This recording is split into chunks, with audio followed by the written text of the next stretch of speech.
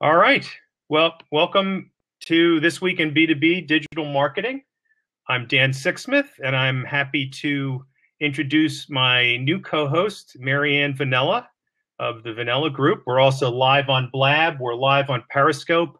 I've got everything but a drive-in movie going here. Yeah. So, Marianne, welcome. This is very exciting, and excited to have you joining me here on this podcast, which we started going back about a year ago. I know. It's been fun. So there's a lot going on in marketing today. So I'm sure we'll be having a lot to discuss over the coming weeks. Yeah, definitely. Great. Yeah, I know we were talking about, it was interesting because, that I ride dressage, right? And so I work with a sports psychologist, right? Yes. A lot of the really high-level athletes, they work with sports psychologists. And she said something to me this week that was really interesting. It was a quote from Billie Jean King. She said, "Champions adapt and adjust." And that's what you're constantly doing because, conditions change, locations change. There's a lot of stuff that changes. And so I really like that because and it gave me, that was the title of my post on LinkedIn was "Champions Adapt, Are You One of Them?" Because, I've been doing, the company I have, and everybody can check it out at vanellagroup.com or at Vanella Group is my Twitter, and I share all kinds of stuff. I don't share a lot of buyer stuff, so I share a lot of good articles. So that gives you an idea of the kind of things we do. Sure.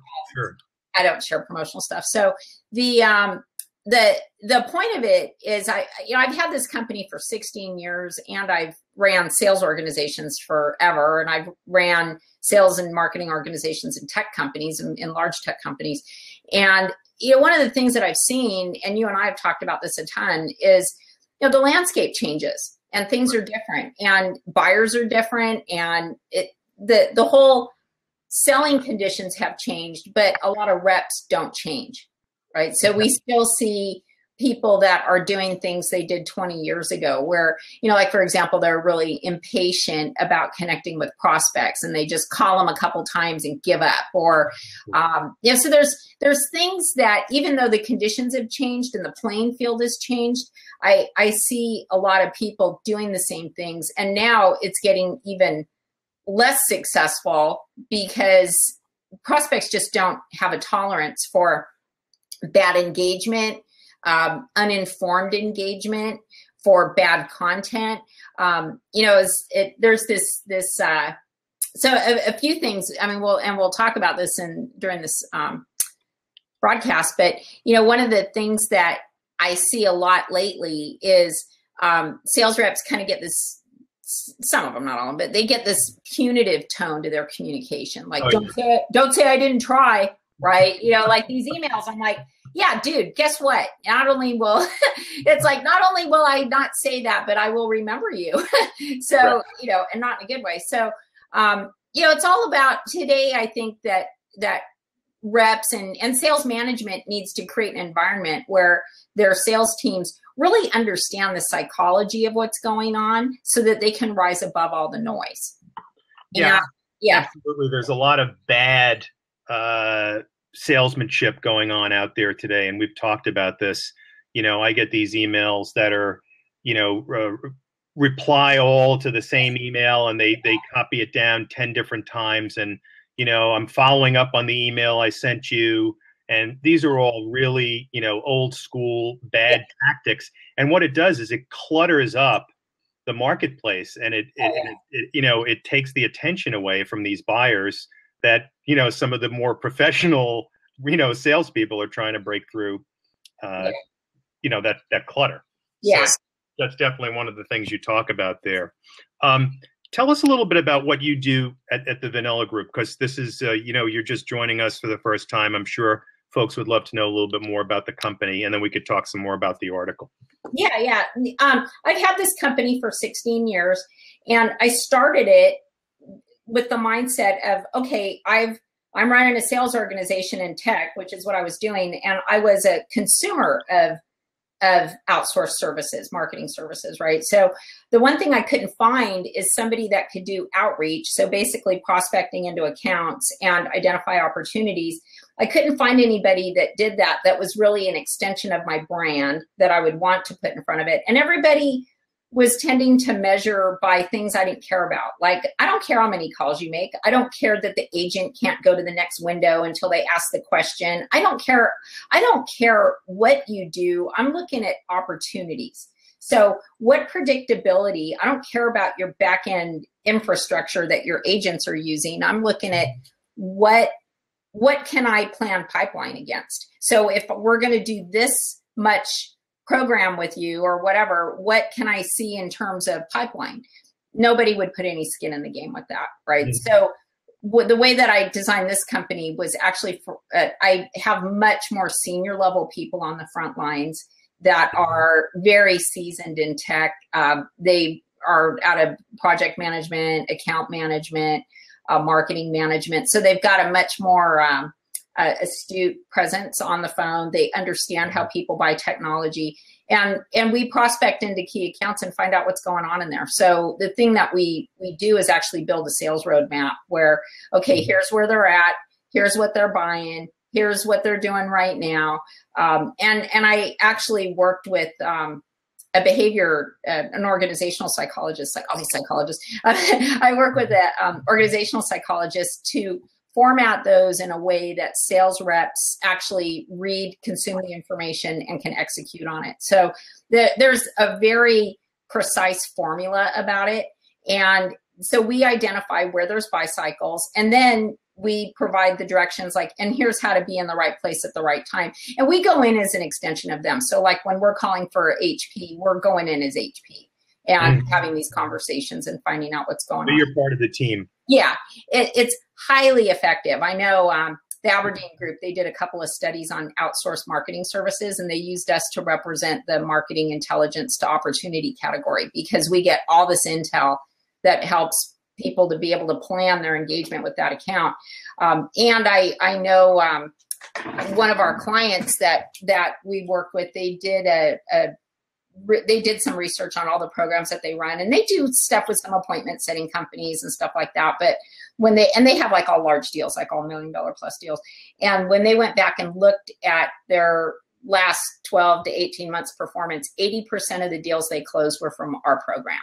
So wow. That was awesome. Out of all their marketing programs, I mean, they had stuff that closed from other things, but from this set of programs, 80% of what was closing was coming from us. So it's a very deliberate type of model that we have. So the client, we work exclusively in tech and with enterprise tech companies. So I don't work with any B2C stuff unless we're doing OEM programs. So if they're looking to integrate with somebody or look, so in that case, we would have those conversations. But everything we do is all long sales cycle, big ticket items, a lot of stakeholders, and they need intel on how to close the deal.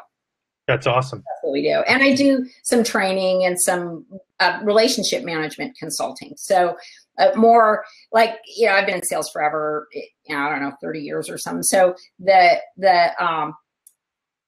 face-to-face meeting has now changed to remote meetings, and those relationships that you used to maintain through in-person visits are now maintained through remote interactions. And so that's a whole different thing.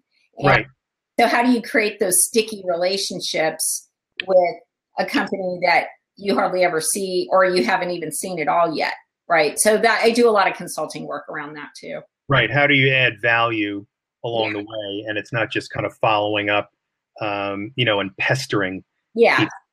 Which is kind of old school as well. Yeah. One of the things you mentioned in the article, and it's obviously one of the big things that's changed about buying today, are the buying committees, the different roles that are involved. Yeah. So how are you able to, deliver the right message to the particular stakeholder? Because not everyone wants to hear the same spiel. Yeah. So how do you guys typically do that? So that's a good question. And this is something that I tell the sales teams when I'm doing consulting and training work is you need to map your dialogue to the vantage point of your prospect, right? So I use the example in the article about application management, right? So if you're selling an application management solution, your IT stakeholder has a much different vantage point than the operations or marketing, right? So like, let's say you're talking about an application that is forward facing to the public, and maybe it's your users or customers, or it's an add-on thing to communicate with you. And a lot of companies are doing that now, going mobile, so it's a good example. But if you're calling and having a discussion with somebody in marketing or operations, you're talking about things like maybe reducing customer churn, better customer experience. It's a whole different perspective than IT, where you're talking about transparency, how's it integrating with your existing environment. I remember one time years ago, we were doing some work for a company that was implementing a cloud infrastructure, and they were doing a lot of work with marketing companies and about their e-commerce sites and stuff. And so we go in and have this conversation about customer experience and what are they doing to improve that. And they were doing a ton. They were doing all kinds of work with companies that had they were doing a lot of work with companies that had e-commerce sites that needed to improve response time and the whole buyer's experience, and how you get from here to here, and being able to communicate and interact with them, and what's their checkout and process. And so there was this whole infrastructure that they were building. So we talked to, and it was actually a very large retailer, like a Macy's. It wasn't Macy's, but it was like that. So when we gave it to the sales rep sent the marketing VP all this stuff, all this junk on cloud technology and how important it is. And I mean, it was so not what that person cared about, right? Mm-hmm. So the person comes back and they're like, oh, I'm not interested in this. And that wasn't even what the conversation was started around. The conversation was not started around the technology. It was around the marketing's vantage point, which was around customer experience and how can they get more people to buy stuff off their website. So whole different, it just total disconnect, right? So the thing that we often work with clients about too is, when we're talking to this person, this is what we're talking about. When we're talking to that person, we're going down this track. And so it's really important that your outreach to prospects map to what they care about, right? Because that doesn't happen a lot. Sometimes they might have a one-to-many type of message, right? Mm-hmm. Where they just send a follow-up, and it's kind of what they send everybody. But now it's really important to make sure that you're talking to the things based on what their role is. And yeah, that was the number one. I was at the Content to Conversion conference in Scottsdale this week, and that was from the Demand Gen report. The number one reason for stalled pipeline was the inability to have these relevant conversations, and to deliver value, because people just don't have the time for it. You've got to know what their issues and challenges are. You have to get to it. You have to know their role and show how you can bring value to the equation, or it's going to go into automatic, shut off mode. Yeah. And it's interesting, I have an interesting vantage point myself, because not only do I provide and consult these types of services, I'm also CEO of a company everybody wants to sell stuff to, right? So I get a lot of sales calls, and so I can see what people are doing. And one of the things that happens a lot is, maybe I had a discussion with somebody about something, right? And I get a call back 6 months later, and they're asking me stuff that we talked about last time. And I'm thinking, didn't anybody write this down? Like, why are we having a conversation we had 6 months ago? I mean, shouldn't you call me with something new and better or different or whatever, right? So that's something that I really encourage companies to do, is to just kind of audit their whole process and what's happening at each stage of interaction with the client, right? Are you calling them and just staying stuck in the same place, like you were saying, or are you just staying stuck in the same place because you keep talking about the same stuff? Or are you capturing that so the next time you interact with them, you're progressing it? And that's what, I tell people like on my team, every time you touch an account, you need to make a difference. So every time you touch an account, you need to be adding value, getting something new, and making a difference. And that's not the standard for a lot of companies. And I've had tons and tons of interaction like that. Or on the front end, they put super low level people because they're cheap, right? So they hire a cheap call center, or they hire real green bean newbie people that don't really have that fluency at a business level or an executive level. And so they're losing tons of stuff because people are hanging up on them. They're not talking to them. Yeah, they can't have that conversation, or they do get them and talk to them and they don't, like I remember after I was at Dreamforce. I spoke at Dreamforce a couple of years ago, and I was walking around the floor after, and I got this one card, and it was for this company that had org charts. It wasn't discover.org, but it was somebody that was competing with that. And I'm like, hey, cool, I'll look at it. And so I look at it, I get a card, I look at what the demo they had at the booth. And so afterwards I sign up to do a test drive, and the thing broke and it wasn't working. And so I sent a support request. I'm like, hey, can you help me with this? I really want to try this out. So nobody calls me. Then I get a call about a week later. Oh, we know we saw you at Dreamforce, and we wanted to schedule an appointment for you to talk to somebody. I'm like, I don't need an appointment. I'll buy this if it works. So I just need it to work. Can you get somebody? She goes, oh, well, did you want to schedule an appointment with one of our sales reps? I'm like, no, I need somebody to help me to get this thing to work because I signed up for the trial. But when I do the site breaks, right? Oh, so you don't want an appointment? I'm like, okay, clearly you're paid on appointments, right? And they're missing deals. So how many other people had that? So they invested, 20 grand or whatever in one of those little booths at Dreamforce, and their site is broken. And then they got, some ding dong calling trying to get appointments, and people are trying to get help and buy their stuff. I never did talk to anybody, and I never did buy it. So, how many times did that happen? And that's something that happens all the time. People don't have patience for stuff like that. So each interaction with your customer needs to matter. And because you're not meeting with them, you need to make sure that you're being very deliberate with what you do. It's true. So, along the lines of the changing landscape, there's a lot of conversation and articles about social selling. What's your take on that? How do you guys leverage that? I know you guys do a lot of phone stuff. Yeah. But how does social interact with that for you? That's a great question. Social selling is just what good sales reps always did anyway, is paying attention to your buyer. When you were in person, when you were in an in-person meeting, you go in somebody's office, and like you look at my office, I got stuff in here, right? I've got our awards and all the stuff in here. So when people would go meet somebody in person, you're looking for things to connect around, right? Right.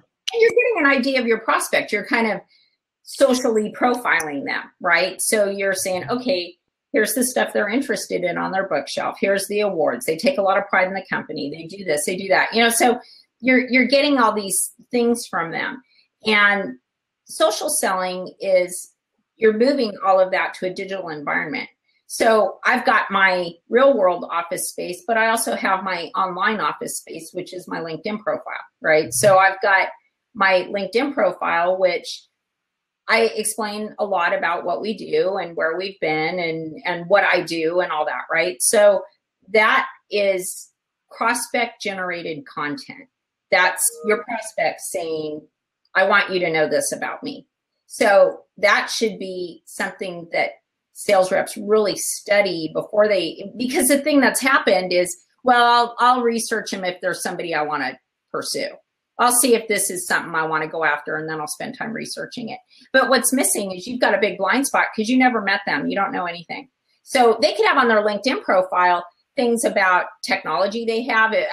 I'm focused on tech sales because that's what I do. But you see where they've been. If you see that they were a CIO at a company that implements certain technologies, that's going to give you a little idea of where they tend to go. Are they innovative? Are they conservative? What are they really active in the technology community? Do they do a lot to help promote innovation and things like that? So there's a lot of things that you can learn about people, and that's really all social selling is. You don't have to be this big power user of social media. You just have to know how to interpret information and how to put that into action on your side, right? So there's a lot of ways to do that. Is just you can see what they're saying, you can see what they don't say, which also tells you something. There's a lot of ways to interpret what people put out in the public domain about themselves. And then you just have to make sure that you're on top of it. Like for example, I tell people that when they have a new client, they should set up a Google alert for every new client they have, because if there's a change in that organization, you need to know about it. And that's something that a lot of people don't do. And that's a free thing that you could set up. And now anytime anything comes out about your client, and then you have a reason to call them. So, hey, I saw you just got this award for blah, blah, blah, right? It's like, congratulations, instead of, I'm just calling to see if you need more stuff, right? It's like you can call and you got something to talk about now. So that's what social selling is being smart about what's in the public domain and staying ahead of it. Absolutely. And then on the flip side, to present yourself as someone that's knowledgeable, that's writing articles, sharing articles, just active and not some salesperson that's just going to be going in there and trying to sell something. It's right. Someone who's a thought leader and that has some subject matter expertise. And when you do reach out, it's like, oh, well, look at this guy. He's got a lot of followers and he's writing articles and he's talking about the things that I'm interested in. So there's two different ways to use it, and I think it's certainly an effective tool. Yeah, just one of the many things that you could need to leverage today to be able to add value in the process. Mm-hmm. And I know Jill Conrath and I were having a conversation a while back, and she said, "What do you think is the most important quality in sales reps?" I said, "They need to care." And they need to care about the people that they're talking to and not just view them as some number or a thing. They're people and they have lives and they have things they care about, and it might be risk for them to buy something or whatever it is, but you have to take accountability for what you do and put your name on it. And when you care about your customers, that's one of my interviewing questions is, tell me about a time you went above and beyond for a client. And it's kind of funny. A lot of people don't have an answer to that. And they'll come back with something kind of like one person said, oh, well, sometimes I'll ask for a list of other departments and then I'll call them. And I'm like, oh, so you help them by selling them more stuff. And he's like, yeah. And I thought, okay, that's not help, right? So that's not going above and beyond. So what I'm looking for is somebody that's really committed to their client and committed to, I put my name on this thing. Right. And so a lot of these problems that are endemic in sales organizations really are way up front at the hiring stage. And that's where you have to start course correcting, is bringing on people that really are going to get you where you need to be in today's landscape, not somebody that's doing stuff that worked 20 years ago. Exactly. So let me ask you, I know we're probably getting toward the end, and we'll ask if anyone who's on Blab to please ask questions. I know we've got 7 people on, so please hit us up for questions. 70. No, I'm just kidding. 700. Yeah, right. So tell me a little bit, there's so much conversation around the buyer's journey, and you have to kind of set the clients up to sell themselves. I almost feel like we've gotten a little bit away from the close, and the salespeople they still need to close the deal. Yeah. And I'm almost feeling like a lot of the things I'm reading are like, you're just kind of facilitating and helping and sharing and, kumbaya. But ultimately, you got to nail this. Yeah. So what do you think about that? And how does your team kind of deal with that? It's about how do we participate in this? Right. So it's about asking them, how do we participate in this? So you find out that they're buying something or whatever it is. And where they're at in that buy cycle, and then say, so how do we participate in that? And then when you've done all the upfront work to have that kind of relationship with your prospect, then they'll tell you, and they'll tell you what their internal buying system is going to be like. So is it going to be at so-and-so's recommendation or whatever it is, right? But just making sure that you're in the right place at the right time. And that's really what all these early actions are designed to do is, like one thing I tell people about marketing automation, and so this is to your point, where they do all these things to get somebody to a certain score so that they're like, oh, this is a marketing qualified leader, a sales qualified leader, whatever, right? And in some circumstances and in some sales types, that's fine. But usually what happens is in enterprise sales is people are looking at your site and maybe they're responding and engaging with your stuff. But if they've gone off to engage with other vendors and then talking to other vendors, their score isn't going to go up, right? So there's this whole population of people that are underscored and neglected, and they're buying stuff from other people. And so while marketing teams might think, oh, there's nothing going on in there because their behavior isn't telling us anything, it's like, yeah, it's telling you they're talking to somebody else, right? And they're not talking to you, they're talking to somebody else, right? Yeah, their interest didn't go away. So I've done some work with companies on how do you identify those underscored records so that you can find out what's going on in there. And on an average, we find about 15% late stage opportunities that are closable deals right now that were underscored and not doing anything on your site. And that's a big deal.